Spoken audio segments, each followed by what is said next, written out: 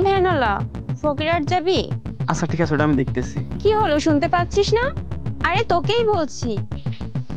আরে রোজ, তুমি? নির্জল, তুমি এখানে? কেমন আছো?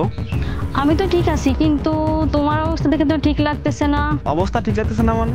আমি কিছু বুঝলাম না। এক মিনিট রোজ, তুই এই ভ্যানওয়ালাকে চিনিস না? আসলে প্রীতি, ও আমার এক্স, কলেজ লাইফে আমার বয়ফ্রেন্ড ছিল। থ্যাংক গড তুই বলছিস যে ও তোর এক্স।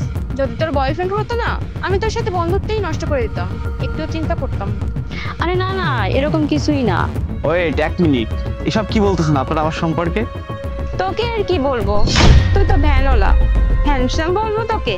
আর যদি হ্যান্ডসামও হয়ে থাকিস, তাও তো গরিব ভ্যানওয়ালা। আচ্ছা নির্ঝর, এই ভ্যান চালিয়ে তোমার সংসার চলে তো? কোনো প্রবলেম হয় না তো? যাই হোক, তোমাকে এটাই ভালোই স্যুট করেছে। রোজ, কি বলতেছো তুমি? আমার মনে হয় কোথাও তোমাদের ভুল হচ্ছে। আমাদের আর কি ভুল হবে, আমরা যা দেখার তো সামনাসামনি দেখতেছি। আর তোরে তো খারাপ কেন লাগতেছে? খরচা পানি চলতেছে না এতে? তোমরা শোনো, আমার খরচার ব্যাপারে তোমাদের তো জানার প্রয়োজন নেই। আরে আমরা কেনই বা চিন্তা করব না? আর তাছাড়াও তুমি তো আমার ফ্রেন্ডেরই এক্স, আমার তো একটা দায়িত্ব আছে, তাই না রোজ? দেখ প্রীতি, আজকে না আমি খুব খুশি, কারণ ওর মতন গরিবকে আমি ছেড়ে দিয়েছি। জানি না এর সাথে থাকলে আজকে আমার কি অবস্থা হতো। রোজ, তুমি এবার একটু বেশি বলে ফেলতেছো না? আচ্ছা আচ্ছা ঠিক আছে, আমি আর বলছি না বেশি কিছু। আচ্ছা বলো তো, ফকিরহাট যেতে কত টাকা নেবে? আরে আমি টাকা কেন নেবো, আমি তো... ও আচ্ছা আচ্ছা, আমি বুঝতে পেরেছি, তোর ডাবল ভাড়া লাগবে তাই না? আচ্ছা চল নিয়ে নিস। আরে বাহ, এবার তো তোকে ডাবল ভাড়াই দিচ্ছে, আবার তোর এক্স গার্লফ্রেন্ডও। কি জানি গাড়িতে বসে বসে আবার ভালোবাসা না হয়ে যায়। প্রীতি, এ কি বলতেছিস তুই? ভালোবাসা, তাও আবার এই খ্যাতের সাথে? একবারই ভুল করেছি, আর করব না। রোজ চুপ কর, এবার না তুই একটু বেশি বলে ফেলতেছিস। এ ভ্যান আমার না, অন্তত একটু ভদ্রভাবে কথা বলো। রোজ, ওর অ্যাটিটিউডটা তো একবার দেখ। আচ্ছা, এই ভ্যানটা কি তোর, নাকি ভ্যানটা চুরি করে নিয়ে এসেছিস? দেখুন, আপনারা আমার কথা শুনুন, এ ভ্যান আমার না। আমি তো এখানে দাঁড়িয়ে এমনি ফোনে কথা বলতেছিলাম। রোজ, এবার তো আমি শিওর ও এটা চুরি করেই নিয়ে এসেছে। হ্যাঁ প্রীতি, ও এরকমই ছিল কলেজ লাইফে, মানুষের জিনিস চুরি করত। মনে হয় এটা চুরি করেই নিয়ে এসেছে। রোজ, ওই সময় তো আমি এইগুলো মজা করেই করতাম। ওকে ঠিক আছে, তোর একটা মজা ছিল, কিন্তু তোর এখন স্বীকার করতে কি প্রবলেম হচ্ছে যে তুই এখন ভ্যান চালাস? আরে তোমাদের আমি কতবার বলতেছি, এ ভ্যান আমার না। আর হ্যাঁ, এটা যদি আমার হতো তাহলে এটাকে আমি অ্যাকসেপ্ট করতাম।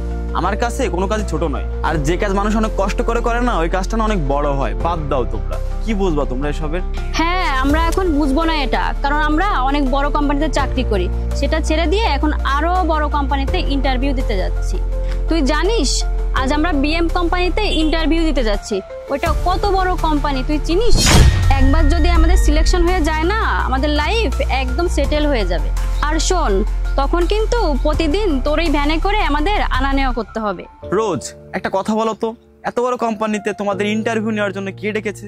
আমরা নিজেরাই অ্যাপ্লাই করছিলাম, আর আমাদের সিলেকশন হয়ে গেছে।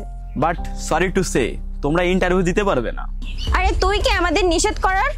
আমরা তো ইন্টারভিউ দিয়েই ছাড়বো। আরে আমি কে? আমি এই কোম্পানির সিইও।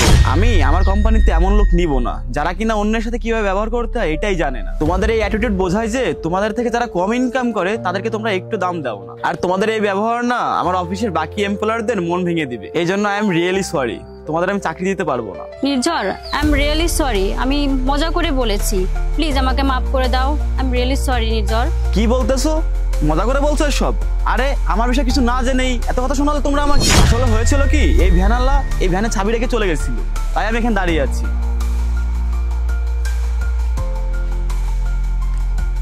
আরে ভাই, তুমি চলে এসেছো, এত বড় মন ভালো হলে কিভাবে হবে? তুমি তোমার ভ্যানের চাবি রেখে চলে গেছিলে।